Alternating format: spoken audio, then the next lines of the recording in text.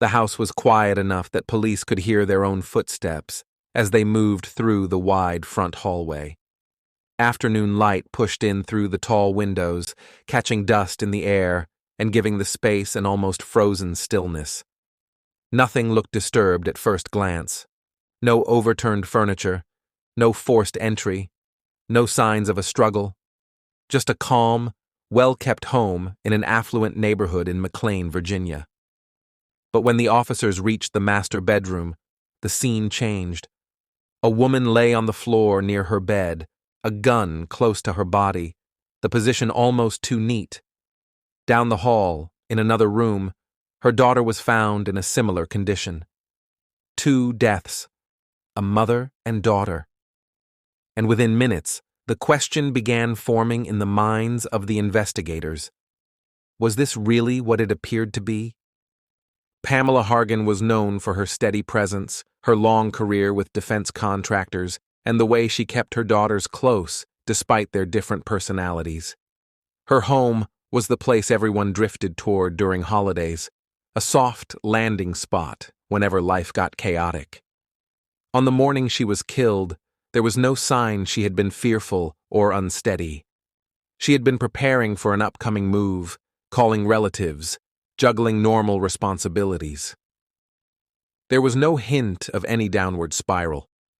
That contrast became one of the first things that bothered investigators after they arrived. Her youngest daughter, Helen, was found in her upstairs bedroom. She had been talking about her future constantly that summer, telling friends she couldn't wait to start the next chapter of her life. The scene around her looked like a suicide at first glance, but the more officers looked, the more the details felt arranged rather than organic. Items were placed too perfectly.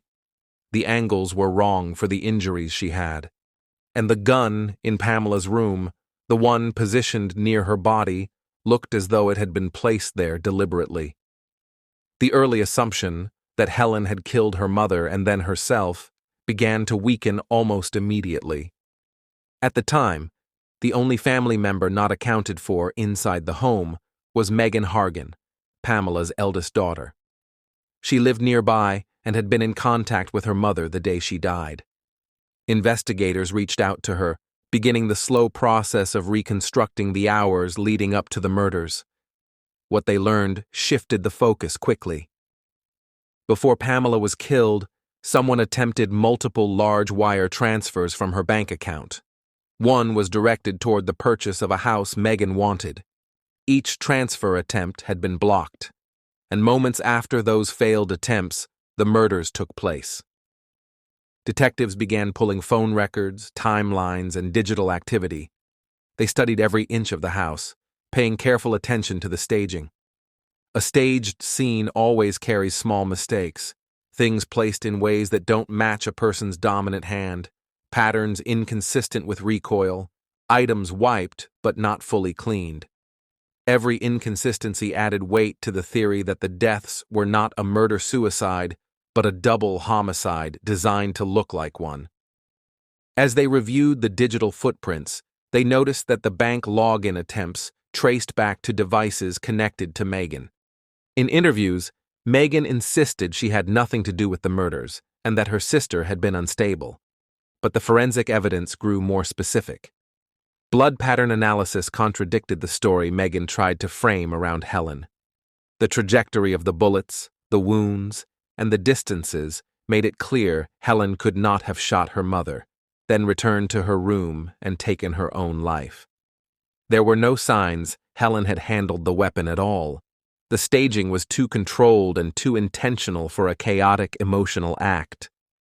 Investigators also discovered that on the day of the murders, Megan had been pressing her mother repeatedly to help buy a home she couldn't afford.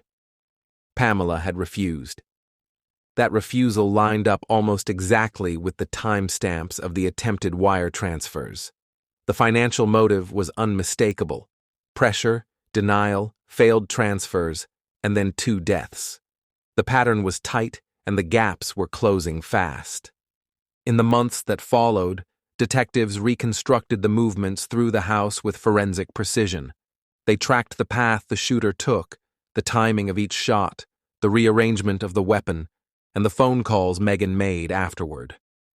They found the repeated attempts to access Pamela's bank account even after her death, as if Megan were testing whether the account was still active. The staged suicide scene, designed to point toward Helen, fell apart under even basic forensic testing. Fingerprints, gunshot residue, and blood spatter simulations all excluded her. A breakthrough came when investigators double-checked the trajectory analysis. The angle of the shot that killed Helen required a shooter positioned several feet away, holding the gun at a height that did not align with Helen's stature or reach. This was the final confirmation that the suicide narrative was impossible. Combined with the digital evidence and the financial attempts, detectives had the chain they needed. Arrest warrants were prepared, and the case that had once seemed like a tragic family collapse suddenly stood revealed as something cold and calculated. When authorities confronted Megan, she denied everything, but the evidence was overwhelming. The prosecution argued that she murdered her mother first, then staged Helen's death to frame her as the killer, hoping investigators would stop at the surface and accept the staged narrative. Instead, every detail she arranged became part of the road map leading back to her. During the trial, the jury listened to hours of testimony about forensic reconstruction, digital banking records, and inconsistent statements Megan had given investigators. They heard about Helen's plans for the future and Pamela's conversations with friends describing concern over Megan's requests for money. Bit by bit, a picture emerged of someone who believed she could reshape the truth by rearranging a scene, redirecting suspicion, and relying on the emotional shock of a mother and daughter found dead together. But the evidence showed a different reality, one where a woman murdered her own family to solve a financial problem and tried to disguise the act behind a mask of tragedy. The verdict was decisive.